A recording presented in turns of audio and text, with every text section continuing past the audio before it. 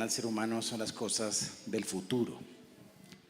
Por eso vemos que en algunos momentos, puede ser algunos por curiosidad, otros por crisis, la gente acude a divinos, a brujos, a que me lean la mano, al tarot, por como que esa necesidad de saber qué sigue más adelante, si lo que viene para mí es bueno, si lo que viene para mí no es bueno.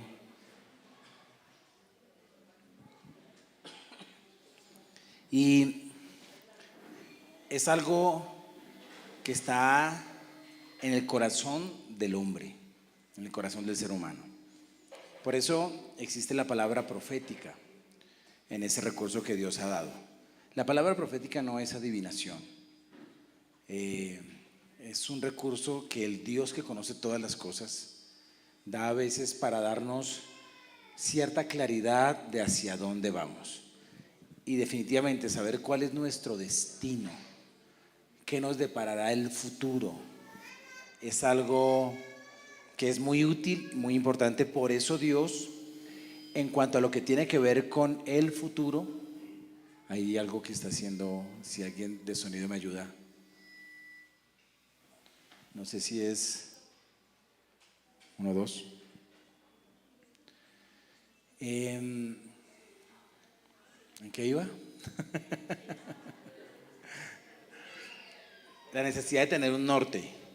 Dios, sabiendo que eso es necesario, nos da lo que necesitamos saber para eso. No nos dice lo que no necesitamos saber. Entonces nuestro interés como seres humanos creados por Dios es poder investigar, estudiar, escudriñar qué es lo que Dios dice de mí, de hacia dónde debo ir, de cuál es mi destino en Él. No curiosear con cosas que Dios en su sabiduría no nos da a conocer. Yo recuerdo que uno de mis anhelos más fuertes era casarme. Y ya se me quitó porque ya me casé. Pero cuando llegué a la iglesia tenía una zozobra hacia eso. Además, desde que era niño, mis dibujitos siempre tenían que ver con una casita, dibujado yo con una mujer al lado, tomados de la mano, y varios niños. Esos eran mis dibujos. No solo las mujeres pintan eso. Yo también pintaba la casita con el caminito, con la chimenea. Y a los 21 años, un año después de haber estado en la iglesia, un día fue alguien a la casa a una comida sencilla, y mientras él comenzó a orar por la familia uno por uno, en una oración muy sencilla, muy espontánea, muy general, de repente oró por mí. Y cuando él empieza a orar por mí, yo siento como la presencia del Señor me cubre allí de una manera tan especial. Y entonces supe que lo que seguía a continuación en su oración era algo muy específico para mí. Entonces comenzó a orar: yo oro por su esposa, cuídala, protégela. Y empezó a orar por ella y prepáralos para tratar. Es una oración sencilla, no muy larga. Lo curioso fue que en medio de esa oración general, yo fui el que salí como con algo un poco más revelado que las otras personas que estaban en esa casa. Lo supe por lo que experimenté en mi cuerpo, y después fue confirmado por lo que él me dijo. Me dijo: Martín, usted se va a casar. Y yo: sí, qué chévere. Me dijo: tuve una visión y lo vi entrando. Usted estaba en una iglesia y una mujer de blanco entraba. Y yo: ¿y cómo era? Era alta, flaquita, morena, blanquita. Y quería saber: dime más, dime más. No, no vi sino eso. No, pero dígame más. No, no vi sino eso. Yo quería, si era posible, que me dieran la foto. Pero ¿por qué solamente hasta ahí? Porque solamente hasta ahí era necesario para lo que vendría después. Eso fue muy importante para que yo pudiera estar tranquilo y no ser impulsivo en decisiones ni estar intentando aquí sí, aquí tal vez, aquí. Siempre me pregunté por qué no me dijo más, por qué no me describió más, porque no era necesario. Pero entonces, ¿para qué me dio ese pedacito de revelación del destino? Para encauzarme, para protegerme, para decirme no te preocupes por eso, tranquilo, eso vendrá, para que no me desviara de pronto buscando otro tipo de revelaciones. Y esa es una de las razones por las cuales Dios no da todo, pero lo que da es muy importante. Por eso quiero que hoy recuerdes este tema con algo que sí o sí es para ti. No necesitas una bola blanca de cristal para saber si vas hacia allá. La Escritura te dice que tú fuiste predestinado para la santidad. Tú que estás aquí. Mira, va más allá de si te sientes santo o no. Va más allá si en esta mañana tú te sientes fuerte o no. Va más allá si en esta semana de pronto no fuiste tan santo. Va más allá. Dios, mostrándonos el futuro, nos dice: tú fuiste predestinado y predestinada para ser santo. Fuimos predestinados para la santidad. Y eso debe darnos seguridad, debe darnos confianza. Ahora vamos a mirar dónde lo dice. Primera carta del apóstol Pedro, capítulo 1.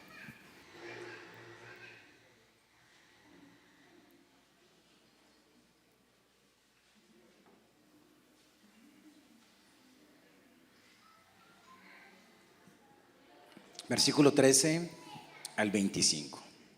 Ya les dije para qué fuimos predestinados. El asunto es cómo llegamos allá. Cuando Dios me da esa revelación, al comienzo cometí algunos errores por tratar de alcanzar esa promesa en la manera tradicional. Cuando estoy hablando de esa promesa, le estoy hablando de dos cosas a la vez. Tú fuiste destinado para ser santo, pero estoy colocando el ejemplo de cuando Dios me promete mi esposa. Tengo una promesa, hay una oración y un deseo que Dios ya conoce y Dios lo tiene resuelto a futuro. Y el punto es el cómo llegamos allá. Entonces mi error fue tratar de llegar allá de la forma tradicional. Porque, listo, hay un destino, pero ¿cuál es la ruta? Es importante conocerla. En el caso mío, me iba desviando por seguir la forma tradicional de ¿te gusto? ¿Me gustas? Hagámosle. Y así me pasó con una chica. Le gusté, me gustó, y a las 2 semanas ya estábamos saliendo. Y a los 4 meses ya casi estaba que me sacaba de los caminos de Dios. Entonces, esa experiencia me ayudó, y no solamente a los caminos de Dios, estaba siendo usada para llevarme a prácticas de mi vida antigua. Y como el gusto era tan fuerte, esa atracción es poderosa. Como dijera una película, atracción fatal. Luego entendí que Dios me había dado esa promesa para que yo aprendiera a esperar. Entonces la metodología de Dios conmigo fue: espera. Y mientras esperas, llénate de amor. Para que cuando esa mujer llegue a tu vida no encuentre un hombre vacío de amor, esperando a que ella lo llene, sino encuentre a un hombre que es lleno en el amor de Dios, pleno en el amor de Dios. Y tuve que esperar, y fue una maravillosa espera. No fue una espera, no fue desespero, fue espera. No fue ansiedad, no fue afán, fue confianza. Y mientras llegaba a hacer lo correcto, que lo correcto era ir a comer helado al parque con Jesús, leer libros con Jesús, jugar con los amigos de la iglesia. Y después de que los amigos de la iglesia se iban con sus parejitas, que a propósito muchos de ellos no se casaron nunca. Yo me quedaba con él sabiendo que no estaba solo. Entonces es un esperar acompañado, es un esperar con llenura, es un esperar sabiamente, es un esperar con algunas cosas que debes y puedes hacer. Y este destino a ser santos también tiene una espera. Dice el versículo 13, por tanto, o sea, por esto mismo, por lo que ha sido llamado, ceñid los lomos de vuestro entendimiento, es decir, abróchense el cinturón para despegar, es decir, alisten su entendimiento, su capacidad para comprender, es decir, piensen correctamente, sean sabios. Ceñid los lomos de vuestro entendimiento. ¿Por qué? Porque nuestro destino es la santidad. Entonces, debido a eso, tenemos que ajustar nuestra manera de pensar. Y en ese asunto dice, sed sobrios, sean equilibrados, busquen el centro de sus vidas, que ya sabemos que es el Señor, la Escritura. Dice, y esperad por completo, ¿en qué? En la gracia. No es esperar en el vacío, no es esperar en el desespero, es esperar en la gracia. ¿Cuál es la gracia? La gracia que nos salvó, que ya te salvó y que será, esa gracia va hasta el final de los tiempos. Cuando el Jesús que nació en un pesebre, fue a la cruz, murió, resucitó y viene por segunda vez, cuando venga esa llenura, habrá una plenitud y una perfección total. Pero como estamos en transición, tienes que saber que estás en espera de esa gracia que ya experimentamos y que se manifestará de una manera plena a futuro, cuando Jesús venga por segunda vez. Cuando dice, cuando Jesucristo se ha manifestado, está hablando de la segunda venida de Cristo, que es completamente segura. Es decir, no esperamos en el aire, ¿será que sí? ¿Será que no? ¿Será que viene? Sabemos que algo a futuro nos espera y es más que una esposa. El que haya esposa haya el bien. Y eso es muy lindo, pero ninguna esposa se puede comparar a Jesús.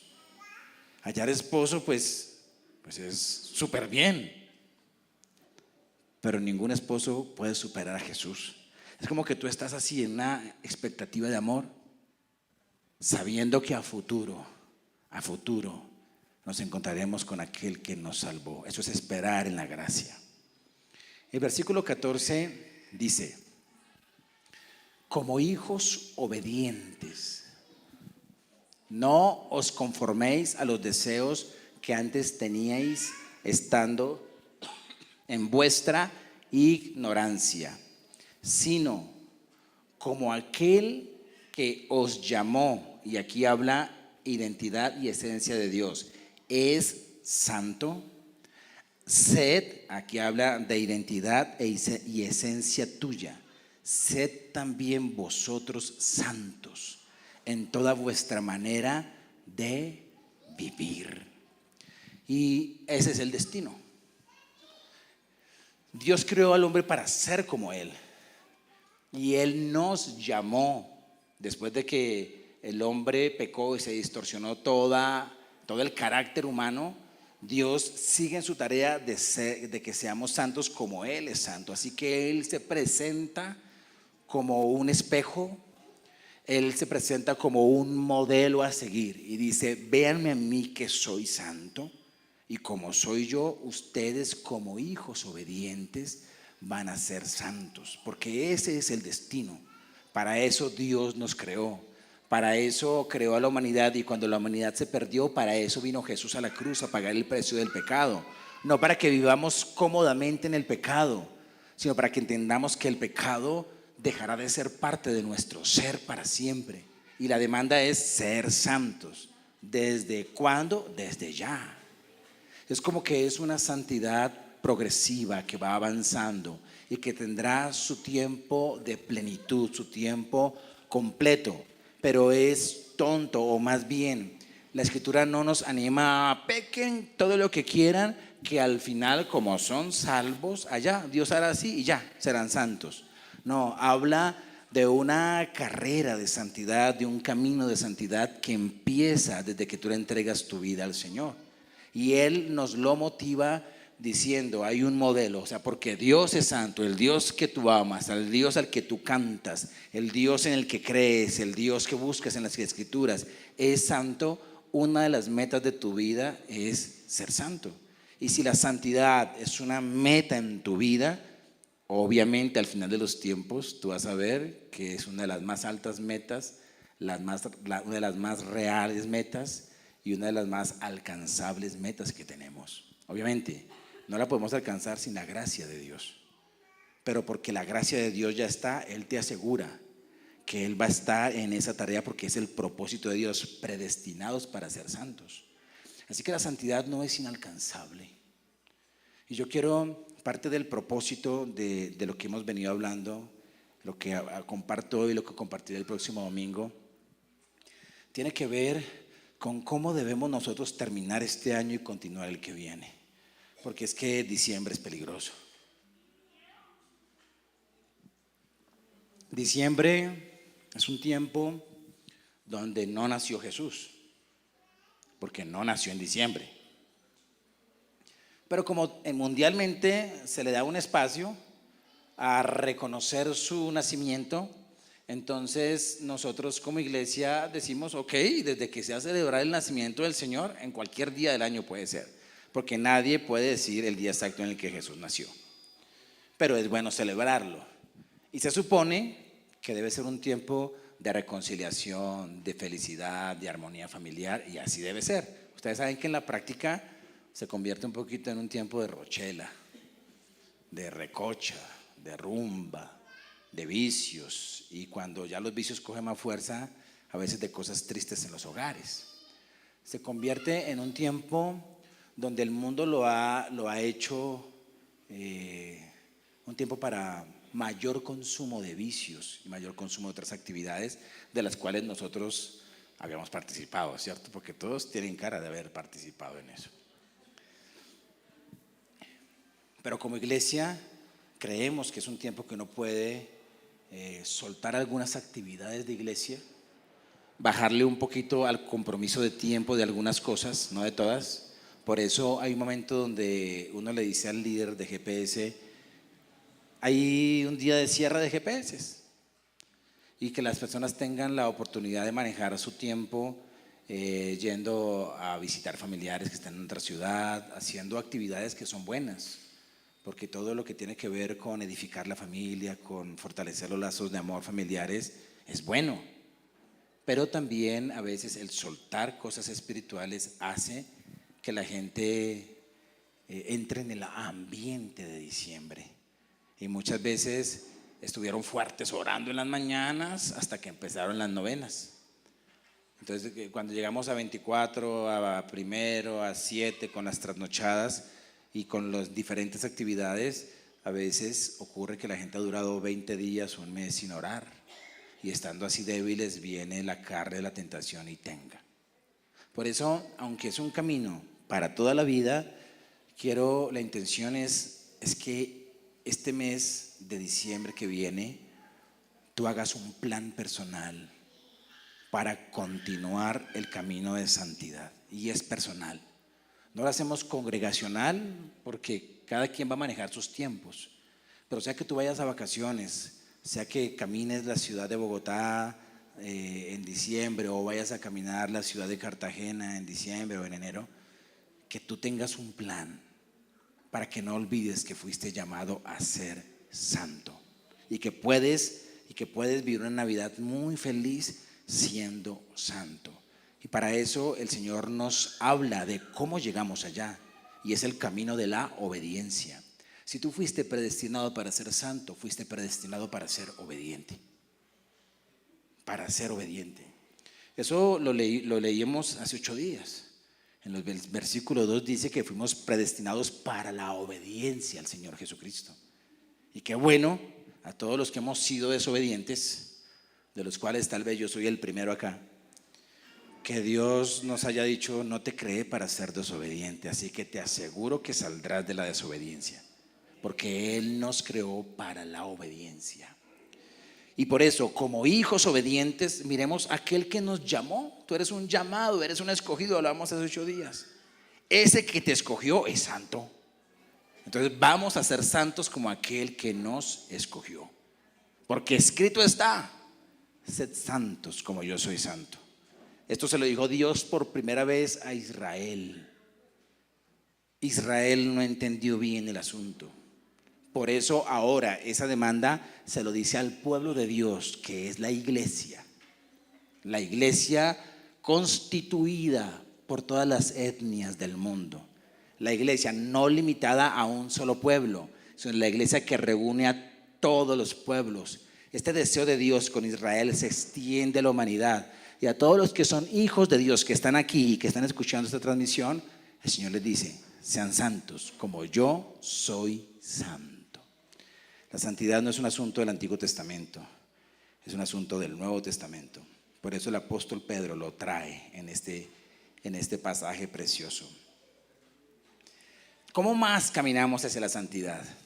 Está la obediencia, obviamente, pero la obediencia en imitación a ese Dios que es santo. En la medida en que más conoces a Dios, cuando tú ves cosas que Dios no hace, cuando tú vas a las Escrituras, vas a ver cosas del carácter de Dios, entonces tú vas a dejar de hacer eso que Dios no hace.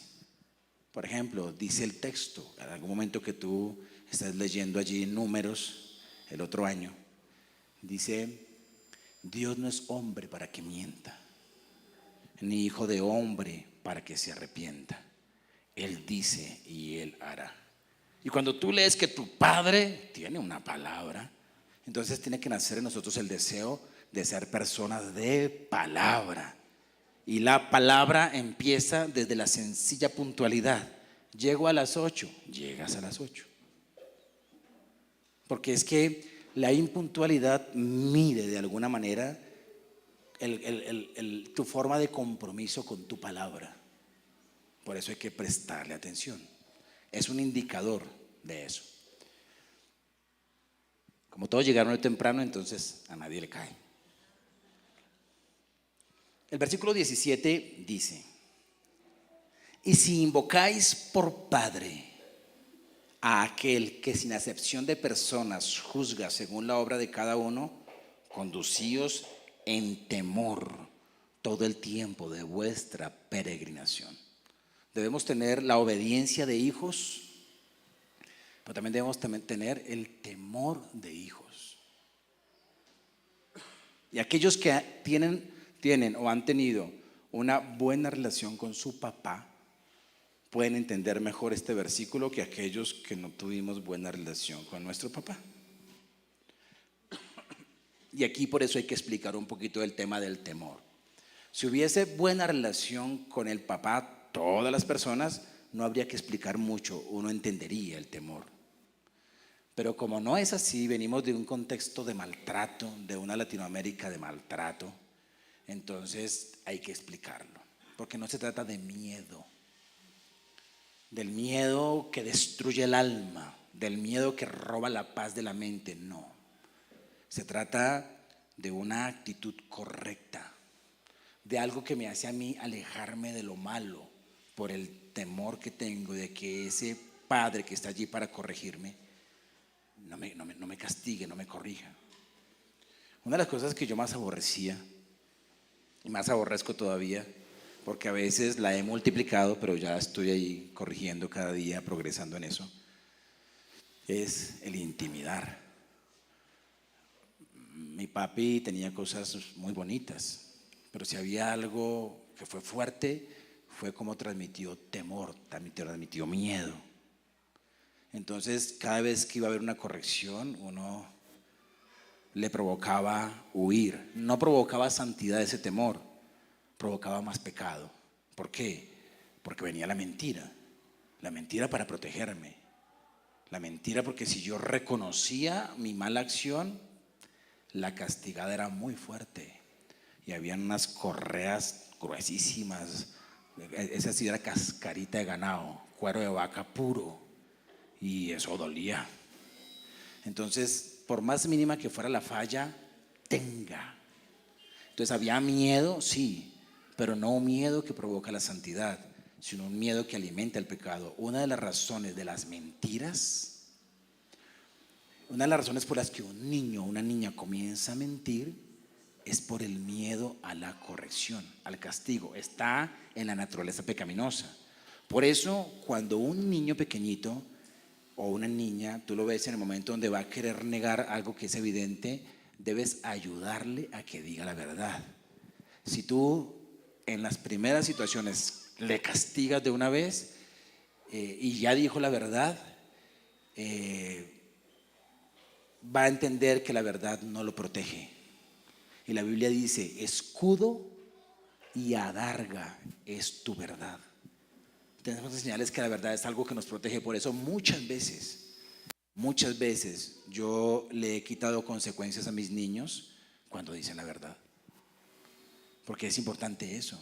Un día hay una edad donde la corrección física es necesaria. Poquito, cuando se administra correctamente no se necesita sino un poquitico de eso.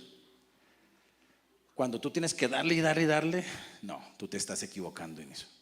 Pero cuando le das un poquitico de esa dosis adecuada de dolor, eso, decía mi abuela, es santo remedio. Y es santo remedio porque viene la Biblia.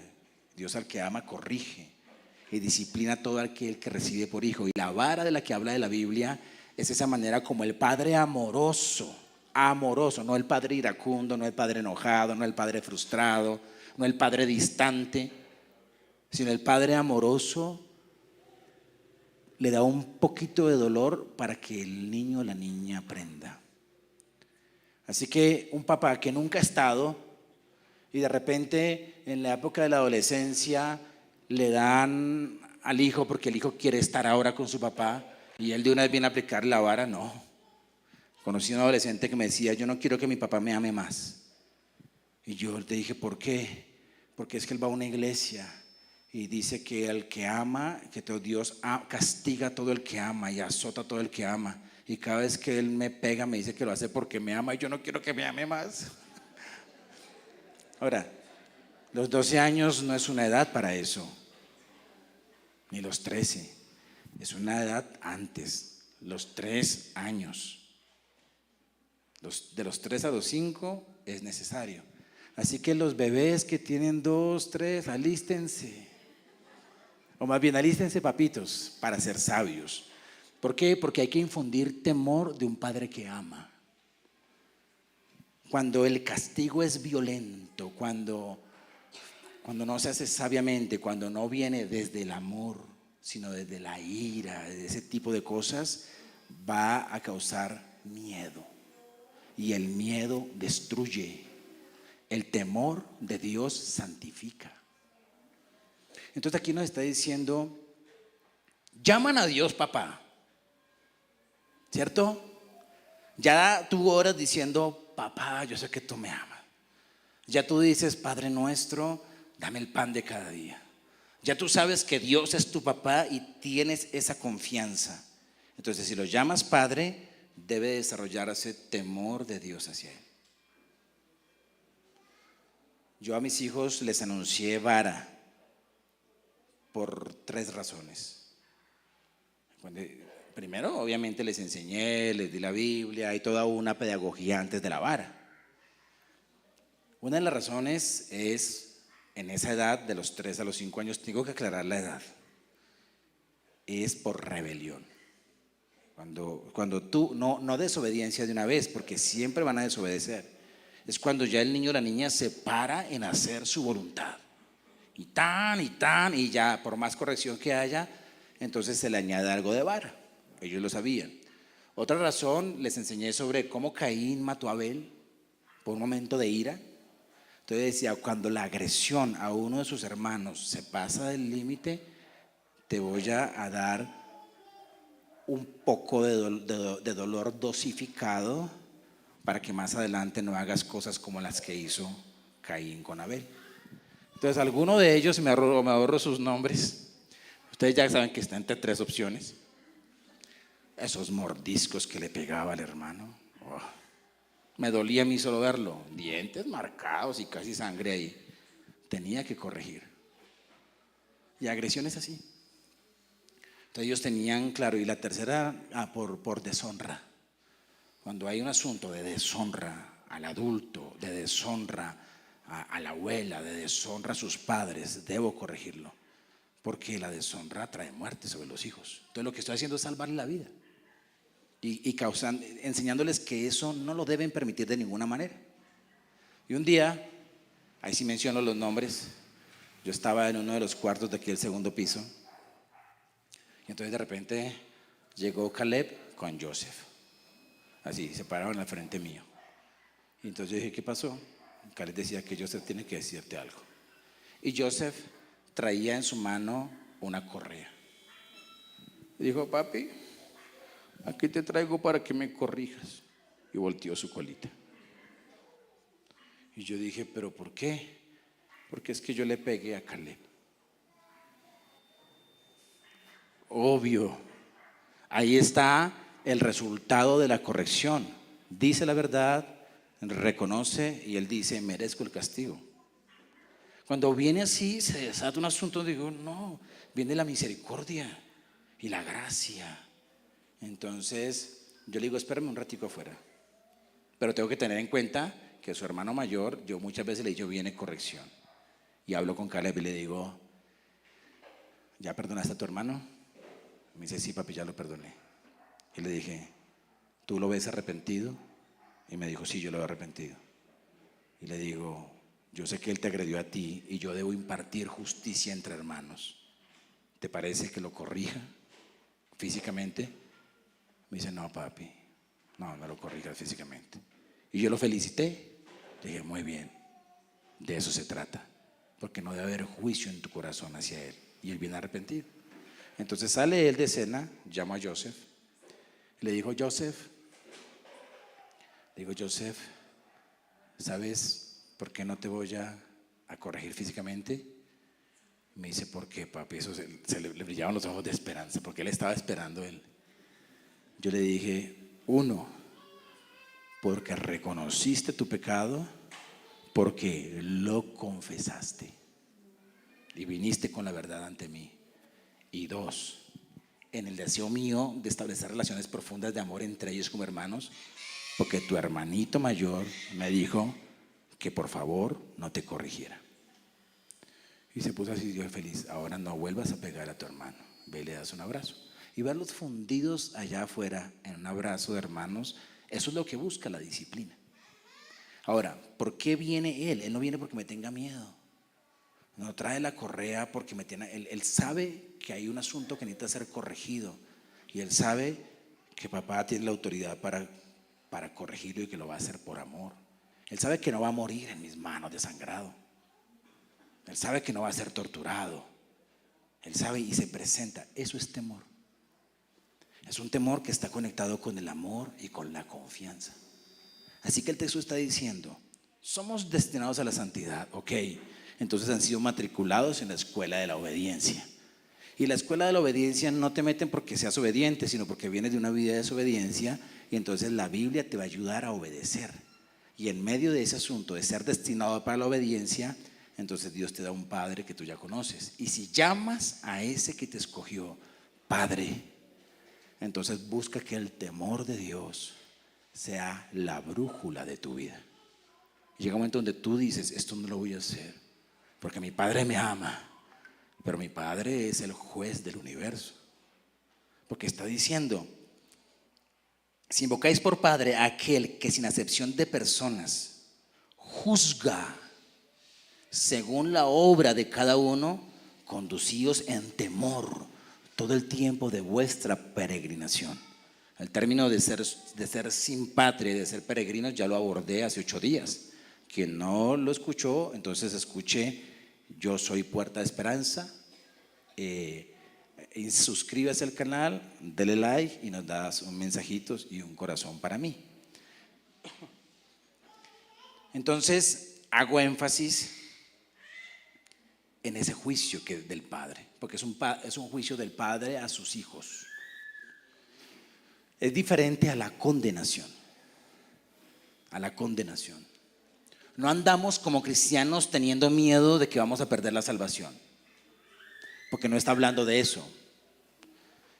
Porque la salvación no tiene que ver con las obras. La salvación tiene que ver con la justicia de Dios y el pacto de Jesús con su Hijo, donde Jesús ya sació la justicia del Padre, ya llenó, completó, cumplió lo que la justicia de Dios demandaba frente al pecado y pagó el precio nuestro. Tú no eres salvo porque te portaste bien. Tú eres salvo porque portándote mal y habiéndote condenado solito y yendo camino a la condenación, se te habló del evangelio, creíste en el Señor Jesucristo y le entregaste tu vida aceptando el perdón y la reconciliación. Entonces esa condenación es quitada, no porque te portes bien, sino porque Jesús pagó un precio muy alto. Y ahora cuando tú entras, eres salvo. Y luego de ser salvo, entonces empiezas el camino de la santificación. En ese camino de la santificación hay cosas que tenemos que hacer en nuestra peregrinación. Y en medio de ese asunto el apóstol nos dice: condúzcanse con temor, porque existe la posibilidad de no conducirnos con temor. Y si no nos conducimos con temor, al final el Padre va a juzgar. Juzgar para dar premios o juzgar para no dar premios. Hay gente que se va a salvar, pero no va a recibir ningún galardón. Solamente la vida eterna, que ya es suficiente, ¿no? Que es bastante. Pero qué lindo que además de ser salvo, además de ir a vivir eternamente con Dios, el Señor te reciba con algunas sorpresas por tu forma de vivir acá. Por lo que hiciste, porque obedeciste, porque cumpliste la misión, porque cumpliste el ministerio. Eso es lo que hace el apóstol Pablo. El apóstol Pablo, al borde de la muerte, él no dice: oh Señor, gracias, quedan 5 minutos, no puedo pecar en los últimos 5 minutos, porque si peco en los últimos 5 minutos me condeno. No, él no está así. Él está así: ya, todo está hecho, voy seguro, porque viví sirviéndote, a recibir el premio, el galardón que Dios da por el supremo llamamiento. Hay premios hermosos en el cielo. Hay recompensas en el cielo que superan en todo a las de la tierra. Y hay que mirar con esa óptica. Pero tal vez algunos engañados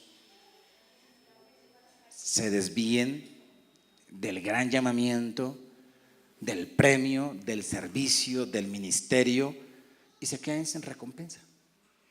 Dice Corintios: serán salvos como por fuego, pero no habrá premio. Ahora, para ti sí va a haber premio, porque te estoy mostrando el futuro, o más bien estamos leyendo una carta que nos dice que a futuro hay un Padre que juzga y no hace excepción. Y ese juicio no es para mirar a ver a quién condena. Ese juicio es con el ánimo de premiar. Entonces no te imagines el futuro como a ver, ustedes los que no hicieron nada son salvos, pero véanlo, no hicieron nada. No. Pero el Padre, te aseguro que va a llamar a Pablo, a Pedro, a Juan, a Mateo, a Cristina, a Fabián, a Walter, a Dina, a Lili, a José, a José, a José, a José. Ya saben a quién me refiero, ¿no? A Miguel, a Susana. Nos va a llamar porque vivimos para Él mientras se cumplía el tiempo de la segunda venida. Hay un papito allí. ¿Cómo nos equipamos para este viaje? El temor de Dios. Lo promete la Escritura. El espíritu de poder y de amor también es el espíritu de sabiduría. Pero cuando tú miras todas esas características del Espíritu Santo, habla del espíritu de temor de Jehová. Así que cuando la irreverencia trate de cercar nuestro corazón, necesitamos pedirle: Señor, lléname del temor. Y el temor de Dios comienza a verse en la forma en que hablas. Por eso las groserías se van de tu lenguaje. Por eso las mentiras deben irse de tu lenguaje. Por eso los chistes de doble sentido deben irse de tus oídos. no los escuches. Por eso programas de la televisión que traen irreverencia, porque hay un bombardeo del mundo hacia la irreverencia. Cuando tú comienzas a ver que algo comienza a alimentar la irreverencia, lo quitas, porque el temor de Dios te dice: no aceptes eso. Se están burlando del nombre de Juan el Bautista, se están burlando del nombre de Jesús. Por eso tú no tomas el nombre de Jesús para juegos, porque a veces en medio de las recochitas cristianas decimos: en el nombre santo del Señor. No menciono los juegos, pero no haces eso porque tienes reverencia.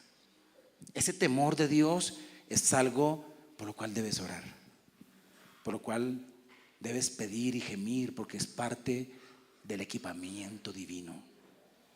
Entonces, hijos, condúzcanse en la obediencia de hijos y en el temor reverente de hijos. Luego dice el versículo 18: sabiendo que fuisteis rescatados de vuestra vana manera de vivir, la cual recibisteis de vuestros padres no cristianos, ¿no? Espero que no de vuestros padres cristianos. Pero si recibiste un legado no muy adecuado de padres cristianos, corrige. Porque muy bonito es que un niño puede decir: de mi padre no recibí una manera de vivir, de mi padre recibí una correcta manera de vivir. Así que los que somos adultos y tenemos niños por allí, y los que no tienen niños pero los van a tener dentro del vínculo del matrimonio, dejemos un legado de una manera correcta de vivir. Y una manera correcta de vivir es vivir para adorar a Dios. Una manera correcta de vivir es vivir para el ministerio. Una manera correcta de vivir es vivir para la misión. Una manera correcta de vivir es vivir para el discipulado. Una manera correcta de vivir es vivir para la comunión. Como vivo para la comunión, me congrego, voy a grupos pequeños. Entonces le modelo a mis hijos la comunión con los santos, con la iglesia. Le modelo a los niños que la iglesia no es para ser criticada, que la iglesia es para ser amada, para amarnos a pesar de, para comulgar los unos a los otros. Le modelo a mis hijos, y estoy hablando con padres cristianos, porque el que no es cristiano no puede hacer esto, hay que evangelizarlo primero. Pero ustedes que son cristianos, les modelo a mis hijos que el ministerio es importante porque tiene recompensa. Entonces me conecto y hago los procesos y cumplo los requisitos para poder ser cuerpo ministrante, porque les estoy modelando eso. Pero aquí el apóstol está hablando de el modelaje de una vida vana, de una vida vacía, de invertir la vida en lo que no es eterno. Hay cosas que son necesarias, pero no eternas. Y las cosas que son necesarias tenemos que trabajar en ellas porque son necesarias, mas no son eternas. Entonces no te quedes en vivir para lo necesario. ¿Qué es lo necesario? El estudio, el trabajo, las cosas que se requieren en este mundo para poder vivir mejor. No te limites a eso. Tienes que mostrarles que hay una manera gloriosa de vivir. Y la manera gloriosa de vivir es aquella que le da gloria a Dios. Y la manera que le da gloria a Dios de vivir es vivir para los 5 propósitos para los cuales fuiste creados. Aquí está hablando de aquellos que venimos de un mundo, que experimentamos esa manera de vivir que se hereda generacionalmente, que está en el mundo. Dice que nosotros fuimos rescatados de vuestra manera vana de vivir. Pero ¿cómo fuiste rescatados? Y comienza a hacer una lista que es necesaria de cómo no fuiste rescatado. No fuiste rescatado con cosas corruptibles como oro y plata. Aunque sea lindo el oro, es corruptible. Nota que el metal más precioso, el metal que más se valora en la tierra, está encabezando la lista de las cosas corruptibles que Dios da ahí. El oro, la plata. Sino fuiste rescatado con la sangre preciosa de Cristo, como de un cordero sin mancha y sin contaminación, ya destinado desde antes de la fundación del mundo, pero manifestado en los postreros tiempos por amor de vosotros, y mediante el cual creéis en Dios, quien le resucitó de los muertos y le ha dado gloria para que vuestra fe y esperanza sean en Dios. Entonces, fuimos destinados para la santidad, por ende fuimos destinados para la obediencia. Para llegar a esa santidad se necesita la obediencia y necesitas la adopción de hijos e hijas y esa relación linda con un papá hermoso, amoroso, que es juez justo, que corrige, que da premios, y por eso se establece el temor de Dios. Pero no solamente allí, aquí Dios nos equipa con otro asunto y nos recuerda: no fuiste rescatado con oro como para que vivas para el oro. No fuiste rescatado por plata como para que le entregues tu vida a la plata. Tú fuiste rescatado con la sangre preciosa del Cordero Santo, inmolado, sin mancha, perfecto. ¿Y por qué lo hizo? Por amor a ti. Entonces debemos responder en amor a la sangre preciosa de Jesús. Y tenemos que mirar el por qué lo hago, el por qué decido decirle no a mis antiguos deseos, el por qué decido decirle no a la manera vana de vivir, a la agenda que no incluye a Dios o a la agenda que incluye ciertos pecadillos de los cuales no nos hemos soltado. ¿Por qué decirle no? Porque amo a Cristo. Y no se te haga extraño si algún día orando te das cuenta que no amas mucho a Cristo, que estás empezando a amarlo, pero que de verdad deberías amarlo más. Esa fue la crisis de Pedro. Ha caído, ha pecado, y llega el Señor con semejante pregunta: ¿me amas? ¿Me amas, Pedro? Le dice. Nota cómo a Jesús le interesa el amor. Le interesa que de nuestros labios y de nuestro corazón salga un sí, yo te amo. Pero entonces Pedro no le dice te amo. Pedro, siendo muy sincero consigo mismo, le dice te quiero. Y tú sabes que cuando tú le dices a alguien te quiero, el te amo es más amplio, más profundo, ¿cierto? El Señor le pregunta a Pedro: ¿me agapas? O sea, amor pleno, profundo, entrega. Y él le dice: Señor, tú sabes que te fileo. Por eso, cuando tú lees una traducción moderna, encontrarás me amas y encontrarás la respuesta de Pedro: te quiero. Y no se te extraña que algún día, en algún momento, el Señor te diga me amas, y tú evalúes muy bien tu amor y digas quisiera, pero te quiero. O sea, no te desprecio, eres importante y hay amor en mi corazón, pero amarte como tú lo mereces me falta. Tú debes por amor adorarle, por amor estar en el ministerio, por amor congregarte a la iglesia, por amor congregarte en un grupo pequeño. Si esas cosas fáciles de cumplir no están, entonces te invito a que crezcas en amor. ¿Por qué? Porque la sangre preciosa de Jesús fue derramada por ti. Y esa debe ser la base de todo lo que hacemos. Tú me amaste, y el apóstol Juan lo dice: por eso yo te amo. Porque tú me amaste primero, respondo en amor. Por eso en esta motivación del apóstol Pedro diciéndonos vamos por la santidad, sí se puede. La demanda de Dios de sean santos como yo soy santo es posible. ¿Cómo? Siendo hijos obedientes, creciendo en el temor de Dios y viviendo con el amor apasionado de ex esclavos, ex prisioneros, ex muertos que salieron de allí por el amor profundo que llevó a Cristo a la cruz a derramar su sangre. Sangre y amor es lo que hay en el lugar, es lo que Dios nos dio para poder militar en medio de esta tierra donde somos peregrinos. Sangre y amor del Cordero, y Él merece que lo amemos.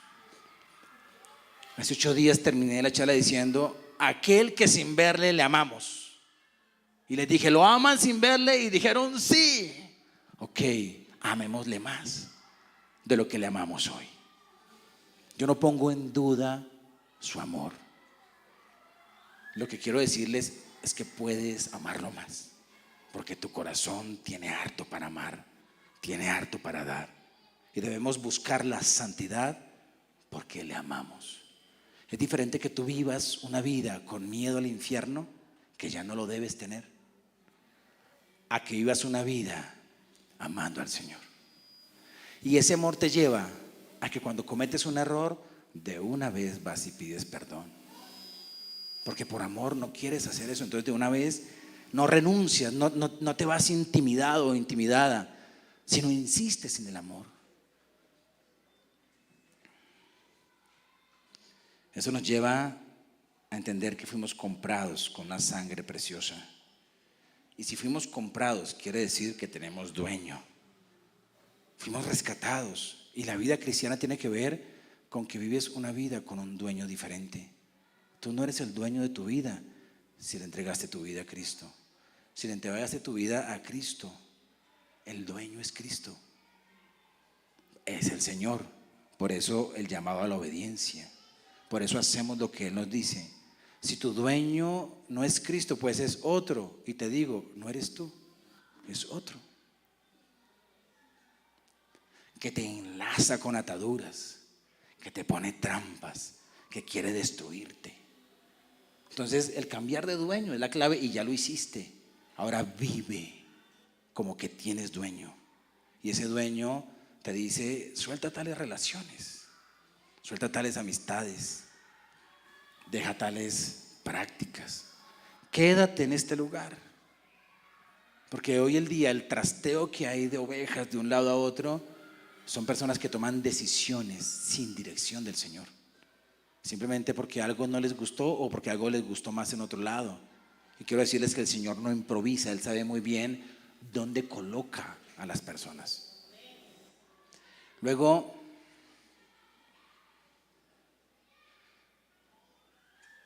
sigue el texto diciéndonos, el versículo 21 dice, y mediante el cual creéis en Dios, quien le resucitó de los muertos y le ha dado gloria, para que vuestra fe y esperanza sean en Dios. Todo esto es para que tu fe y tu expectativa del futuro estén arraigadas completamente en el seguro plan de Dios. Uno de los problemas que ha habido no son solamente personas inestables en iglesias locales, sino personas inestables en sus países y personas buscando esperanza y estabilidad en cómo lo ha ofrecido el sistema, cambio de país y cosas así. Quiero decirles que Dios también está interesado en que tú vayas por todo el mundo. O sea, quiero decirles que Dios también interviene en el trámite de visas cuando eso está dentro de sus planes y cuando tú vas con el plan eterno. Él está allí, Él lo hace. Él sabe lo que una persona necesita para llegar a un país donde va a cumplir una misión. Pero el mundo te mete algo diferente. Te dice, preocúpate por el oro y por la plata y por lo que ahora denominan libertad financiera. Y todo eso es un engaño, es un engaño. Tengo la oportunidad de ir a otros países y he visto cristianos que han salido de su tierra y cuando evalúo su manera de vivir, no es libertad financiera. Me encuentran eso es lo mismo que muchos viven aquí de otra forma. Hay momentos donde hay que hacer movimientos, pero esos movimientos Dios sabe cómo los hace, pero la mayoría de la gente se mueve en la tierra como quien dirige su vida. ¿Y todo por qué? Porque hay desconfianza. Cuando tú miras la raíz, hay miedo, hay temor de no lograr, o hay algunas metas que no son eternas. Y ahí es donde tú dejas de ganar lo más valioso por enfocar tu vida en lo corruptible. Y el Señor no quiere que tengas esa fe. El Señor quiere que tengas esperanza y fe en Dios y en su gracia. El versículo 22 continúa de esta manera: habiendo purificado vuestras almas por la obediencia a la verdad, Entonces ten en cuenta cómo es esta purificación del alma. Porque llega un momento donde tú dices, sí, yo quiero ser santo, y estoy seguro que todos aquí le han orado alguna vez al Señor, quiero ser mejor. Y estoy seguro que todos aquí han sentido la frustración de cuando alguna vez hay algún área de nuestro carácter que no. Y eso trae tristeza a todo aquel que ama al Señor. Y hay cosas que a veces uno dice, pero ¿cómo hago? Si no me dan ganas de orar, si no me dan ganas de esto, si he perdido.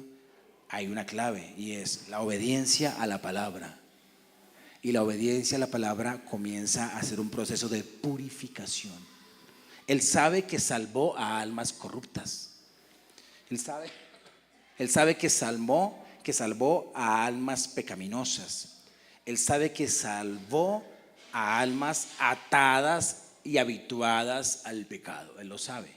Por eso Él sabe, y su propósito es nuestra santificación.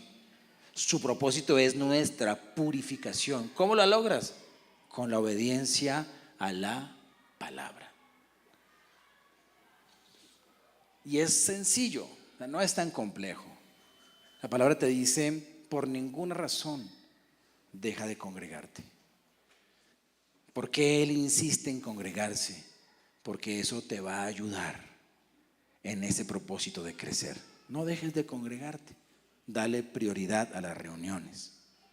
La palabra de Dios te dice, perdona. Es muy difícil perdonar cuando tú no miras la cruz. Pero cuando tú miras la cruz, se desprenderá el perdón. Porque entenderás que Cristo te perdonó.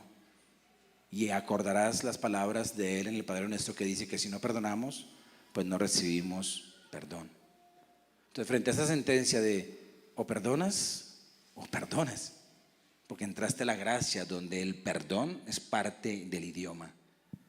Entonces llega un momento donde eso nos ayuda a perdonar. Y perdonar puede ser muy difícil si te pierdes de la cruz. Pero cuando estás allí mirando al Cordero, muriendo por tus pecados, será más fácil hacerlo. Y después de que lo hagas te darás cuenta que con la gracia de Dios no era tan difícil. Era un asunto de expresar el perdón. Cuando tú dices, te perdono, no te juzgo, no te toma mucho tiempo, es una decisión del corazón. Y cuando lo haces, el corazón descansa. Y entonces te quitan contaminación de tu alma, resentimiento, deseo de venganza, y el alma va siendo purificada. En la palabra está todo. Tú tienes una lucha, la que tengas. Hay misiles en la palabra para romper eso. Por eso es tan importante ir a la palabra. Habiendo purificado vuestras almas por la obediencia a la verdad mediante el Espíritu. ¿Para qué? Para el amor fraternal, no fingido. Amor fraternal, amor entre hermanos, no fingido, sino real, de corazón puro, sincero.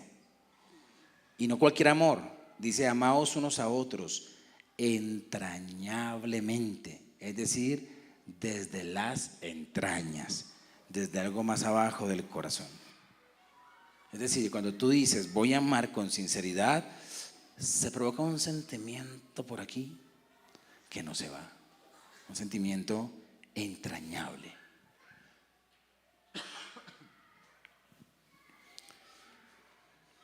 Mira lo que es ser destinados para la santidad. Incluye renunciar a los deseos malos, incluye la purificación de las almas, pero esa santidad que es progresiva y que tendrá un final allá, cuando Jesús venga por segunda vez, está incluido el amor los unos a los otros entrañablemente. Cuando no hay amor los unos a los otros entrañablemente, entonces hay pecados relacionales. Pecados relacionales como el rechazo, por ejemplo. Rechazar al hermano es pecado y es contrario al amor. Juzgar a otro es pecado y eso distancia tu relación. Uno creería que no, pero de las cosas que más hay en una iglesia local es juicio. Se juzga al pastor, yo lo sé, el Señor me lo reveló. Un día soñando. No se necesita soñar para eso. Uno sabe que uno la embarra, que uno no está siempre allí.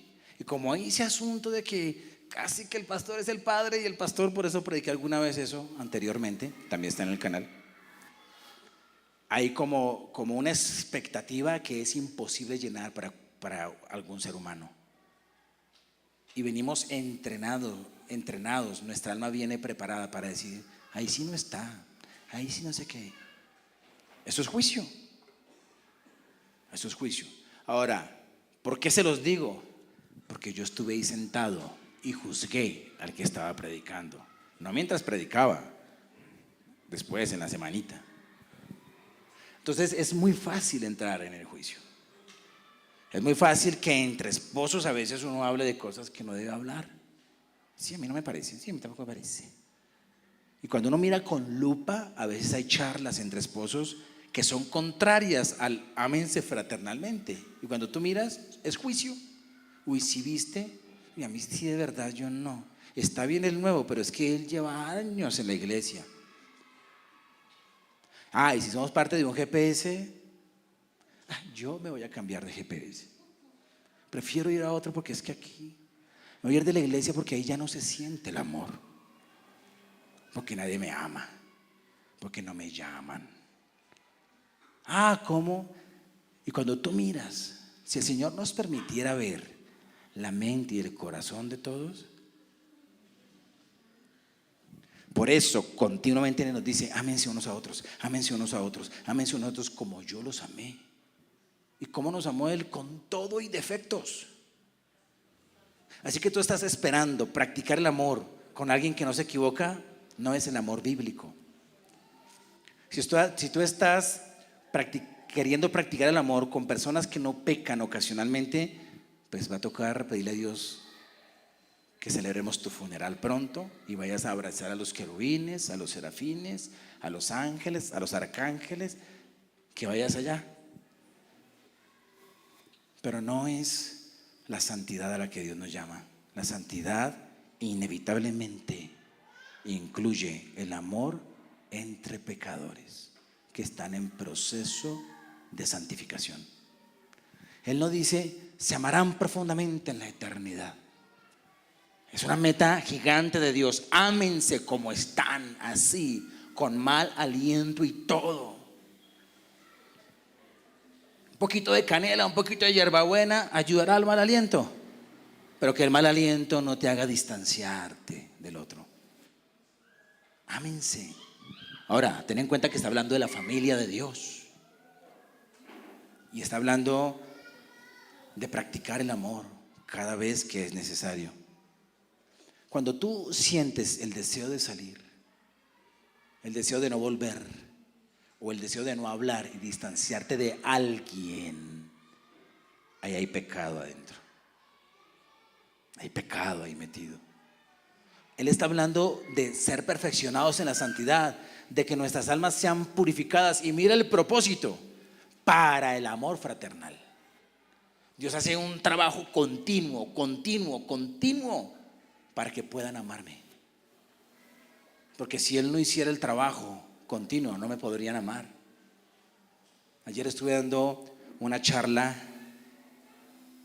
en una iglesia y cuando terminé, todo un día de capacitación,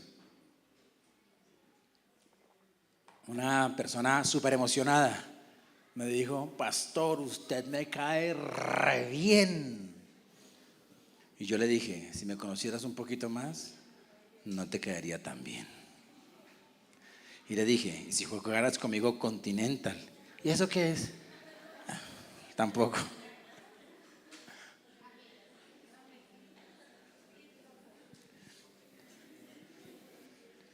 Dijeron por allí, vamos a hacer otro partido de fútbol para integrarnos.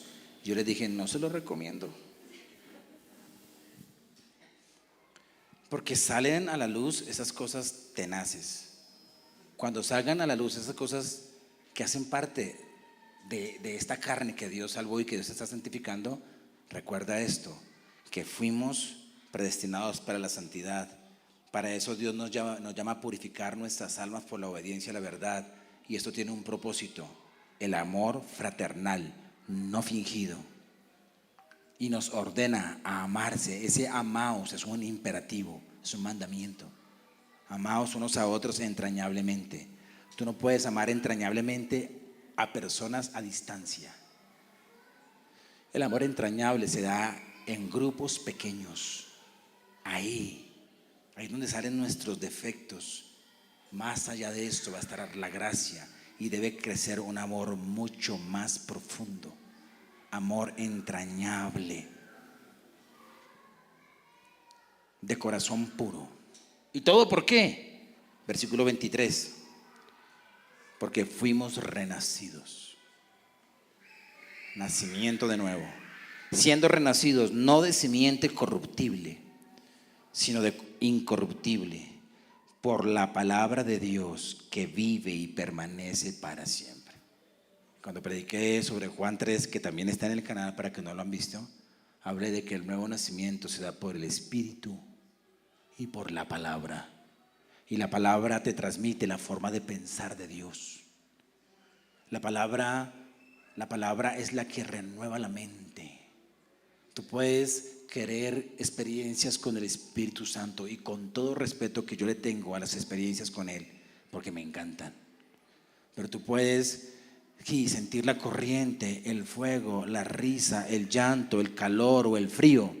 Si no lees la palabra, tu mente no recibirá renovación. Y si tu mente no cambia, tu vida no cambia. Tu vida no cambia.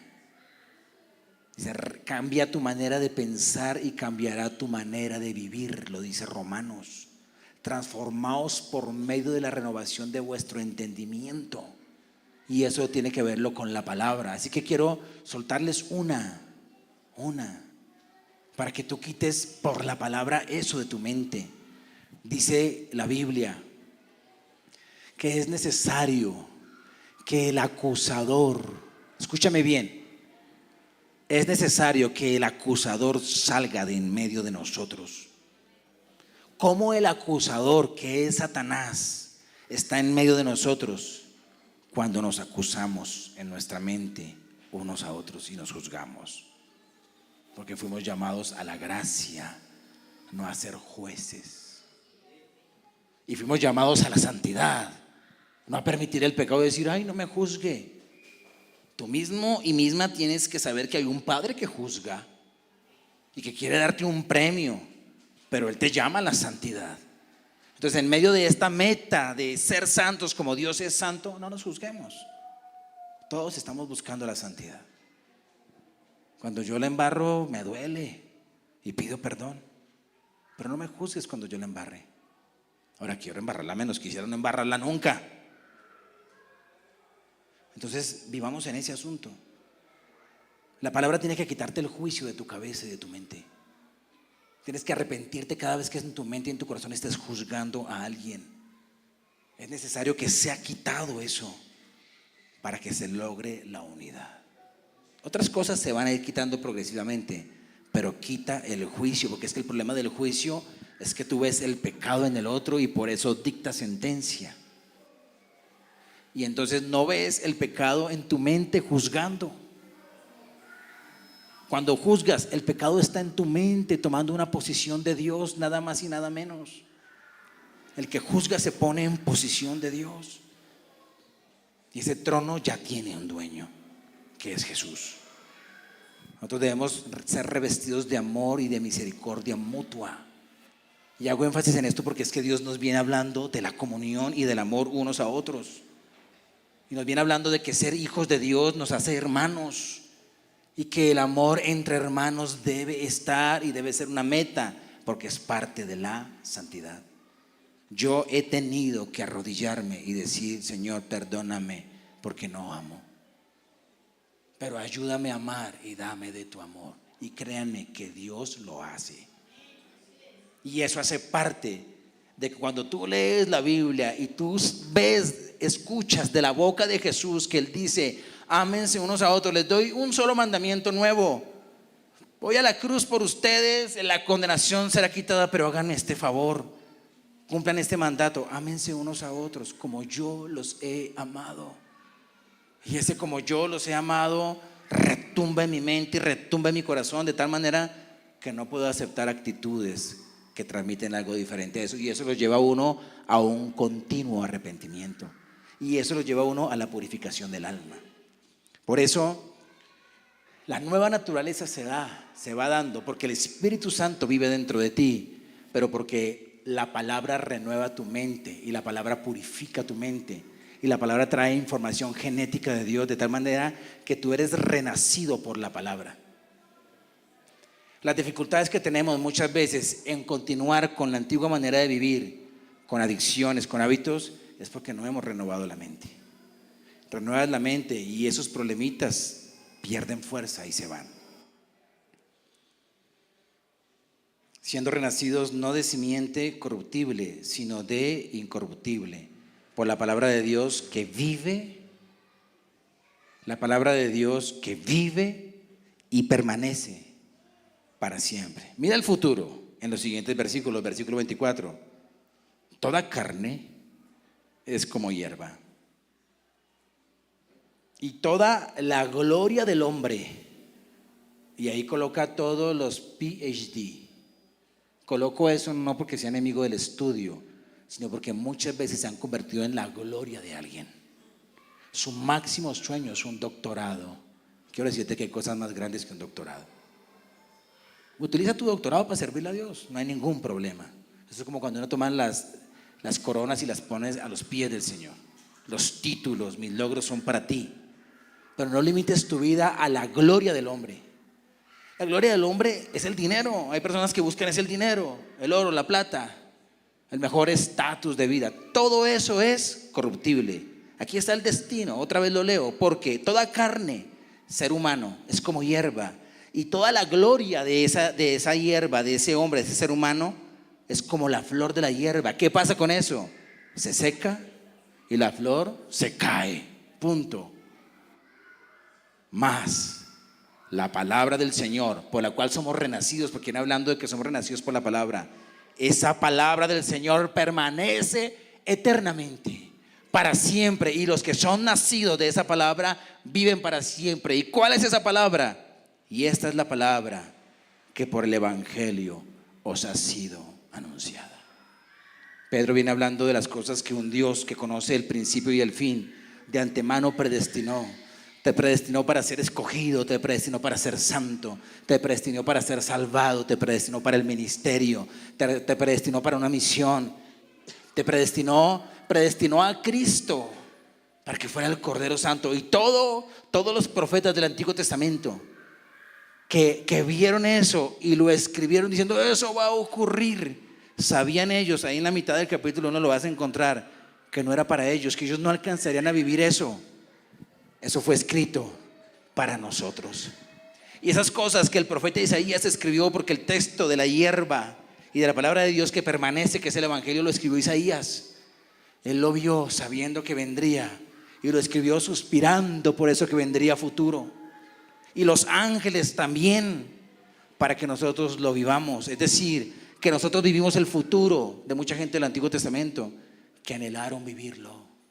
Por eso Jesús se paró delante de los fariseos y les dijo: muchos han deseado ver antes lo que ustedes ven, pero ustedes no están viendo bien.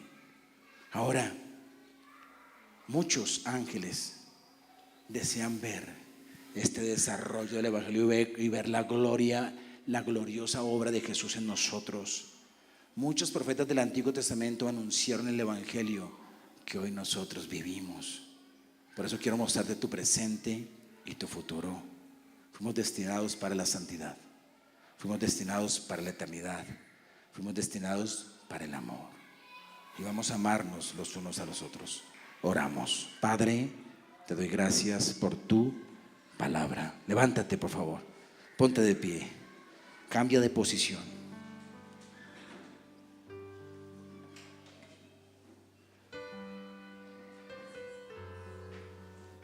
Te adoro. Quiero que descanses en Dios. No tengas miedo del futuro, Porque parte de todo esto es que tu fe y tu esperanza estén seguras en Dios. Vives dificultades, sí. Tal vez para algunos la parte financiera es un dilema, pareciera un acertijo indescifrable, pareciera como algo que no ves con claridad, como que ¿qué va a ser de aquí a un mes, al año que viene? Quiero decirte que tu vida está segura en Dios. Quiero decirte que Dios no te promete oro y plata, porque son cosas corruptibles. Es decir, que el evangelio va más allá y las cosas más preciosas van más allá. Pero quiero decirte que como eres hijo de Dios, Dios te sostiene y Él te dará lo que Él quiera que tú administres. Él no tiene ningún problema en llenar tu alacena. Él tiene todo el poder de llenarte de recursos. Él puede resolver cualquier crisis económica, pero Él no quiere que tú vivas para cosas corruptibles como el oro y como el dinero. Así que vamos a dejar tu necesidad económica ahí en el altar, ahí en la mesa de Dios, diciendo: Padre, necesito, y tú sabes que necesito. Pero quiero animarte que con tu oración vayas más allá y digas: Señor, tú me rescataste con la sangre preciosa del Cordero, y quiero vivir para ese Cordero que murió por mí. El Cordero es santo, el Cordero es justo, el Cordero puro e inmaculado. Es ese Dios que dijo: sean santos porque yo soy santo. Y de repente ese Dios se hace hombre y aparece como Cordero, y vemos todas sus expresiones de santidad: perfecto, inmaculado, santo. Ese Dios que dice: sean santos como yo soy santo, fue a la cruz para que tú puedas ser santo. Así que podemos decirle a Dios: Señor, la santidad no es imposible. La santidad es un regalo también. La santidad es una promesa. Dile a Dios con fe: la santidad es mi destino. Abraza tu destino. Ve más allá de lo que estás viviendo en este momento. Ve más allá de lo que has vivido en tus años de cristianismo. Ve más allá y mira a futuro. Y di: la santidad no es imposible. Puedo vencer. Puedo abandonar todas las debilidades porque Dios me dio una palabra, un recurso inagotable y poderoso, que es la palabra de Dios que santifica mi alma. Ahora echa un vistazo atrás, un pequeño vistazo. ¿Vas a encontrar pecados, historial pecaminoso? Sí. Pero si miras bien, vas a encontrar que hay cosas que antes hacías que ya no haces. Es decir, tu pasado siendo cristiano no es un pasado de pecado. Es un pasado donde pecados salieron de tu vida. Hay otros que todavía parecen permanecer. Tranquilo, desaparecerán, se irán, porque la gracia de Dios es superior al pecado. Porque la sangre de Cristo lava todo. Porque somos libres realmente, porque fuimos rescatados y comprados con la sangre del Cordero y le pertenecemos. Porque tenemos un Señor y tenemos un Padre, y por eso tenemos una genética diferente. Y esa genética diferente no te permite vivir en pecado. Esa genética diferente te dice: tú no eres de ahí. Esa genética diferente te dice: tú fuiste rescatado. Esa genética diferente te dice: vamos, tú puedes. Esa genética diferente te dice: escrito está, sed santos como yo soy santo. Esa genética te dice que la clave es la obediencia y que puedes obedecer. Y que la obediencia no es un camino de tortura, es un camino de gozo y de felicidad, viendo cómo el Dios Todopoderoso vence en nosotros. Así que hazlo práctico y di: Señor, diciembre será un mes donde invertiré más tiempo en la palabra. Diciembre será un mes donde, además de compartir con mi familia y de desligarme de algunas actividades, abrazaré la palabra en la intimidad. Diciembre será un mes donde iré a la palabra y permitiré que la palabra renueve mi mente, renueve mi corazón. Diciembre será un mes donde abriré la Biblia y allí de rodillas oraré la palabra. Diciembre será un mes donde conoceré más a Cristo a través de la palabra escrita. Diciembre será un mes donde no permitiré que actividades me quiten tiempo de la palabra. Ve, anhela la palabra, porque la palabra solita renueva la mente. Es tan poderosa la palabra que la palabra es la que hace la renovación mental. Somos renacidos por la palabra, el Espíritu de Cristo que está en ti, y la palabra de Dios que ha salido de la boca de Dios es todo lo que tú necesitas en esta vida. Así que ve al Señor. Aquellos que dicen: ¿cómo el Espíritu de Cristo está dentro de mí? Cuando tú reconoces que eres pecador y reconoces que Cristo fue a la cruz por tu pecado, y tú dices: soy pecador y si no me arrepiento tengo una condenación, pero entiendes que Jesús fue a la cruz no para condenarte sino para salvarte, y que la manera de ser salvo es entregarle tu vida al que murió y resucitó en la cruz. Entonces, al hacerlo, el Espíritu de Dios entra dentro de ti. Y tú que estás viendo esta transmisión, o de pronto si hay alguien aquí que nunca le ha entregado su vida al Señor, quiero invitarlo a que confíes estas palabras conmigo. Señor Jesús, soy pecador, heredé una manera pecaminosa de vivir y hoy reconozco mi pecado. Pero la Escritura me dice que fui rescatado, que tú pagaste el rescate de todo pecador en la cruz, derramando la sangre de Jesús. Y yo creo en ese Cristo que fue a la cruz, y creo en esa sangre derramada por mis pecados, y yo me arrepiento y te pido perdón y te entrego mi vida para que hagas con ella lo que quieras. Por eso recibo tu palabra y tu Espíritu para ser una nueva criatura. Y oro, Padre, por todos los que ya son nuevas criaturas. No te quedes en el tamaño que estás.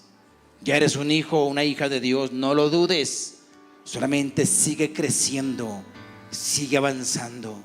Y toma como tarea este mes, como un mes de intimidad, un mes de romanticismo, un mes de armonía con la palabra de Dios. Ayúdanos, Señor, a lo que queda de noviembre, diciembre, bendito Rey de Gloria, vivirlo en amor, en ti y en tu palabra, en el nombre de Jesús. Amén. Amén. ¿Sienten que aman un poquito más al Señor? Amén. Entonces, con ese amor que ha crecido, porque el amor crece, vamos a darle a Dios ofrendas y diezmos. Así tome su lugar, métase la mano donde trajo la ofrenda, el detalle que trajo para el Señor.